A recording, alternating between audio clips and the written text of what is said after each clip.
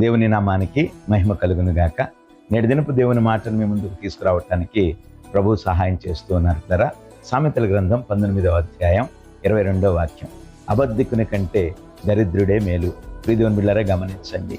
దేవుని పిల్లలమైనటువంటి మన విశ్వాసపు జీవితంలో మనం అనేక మారులు మన యొక్క జీవన వ్యవస్థను, జీవన విధానాన్ని పరీక్షించుకున్నప్పుడు ఈ లోకంలో దరిద్రతలోనూ, నష్టంలోనూ, శోధనలోనూ బ్రతకటం కంటే ఆస్తి ఐశ్వర్యం సంపాదించుకుంటే ఎంత బాగుండో అనిపిస్తూ ఉంటుంది. దాని కొరకై పిల్లరా నీతిని తప్పి ప్రవర్తించేటువంటి పరిస్థితులు కూడా మనకు కనబడుతూ ఉంటాయి.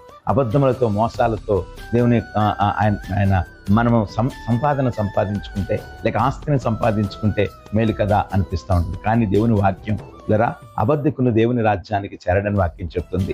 అబద్ధికుడు నిశ్చయముగా ఆ మండుతున్నటువంటి అగ్నిగుండంలో పడతాడని వాక్యం చెప్తుంది. కనుక ఈ లోకంలో అబద్ధం అనేది ఏమాత్రం కూడా శాశ్వతమైనది కాదు. మన చిన్న వయసు నుండి కూడా ఈ అబద్ధముల విషయంలో హెచ్చరికలు వస్తూనే ఉన్నాయి. నీతి కథలు చెప్పేవారు పిల్లరా. నాన్నా పులి అనే కథను మనం గమనించినట్లయితే అనేక మార్లు పులి రాకుండానే నాన్నా పులి అని అరిచి ఆఖరికి ప్రియదేవుని బిడ్డలారా, పులి వచ్చినప్పుడు తండ్రి సహకారం లేక ఆ బిడ్డ చనిపోయినట్లుగా మనం చూస్తాం. నిజమే కదా. అబద్ధములు ఏనాటికైనా మనకు శ్రమను, శోధనను తీసుకురాక మానదు.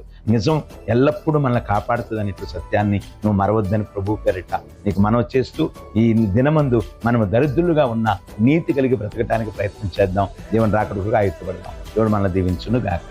ఆమేన్.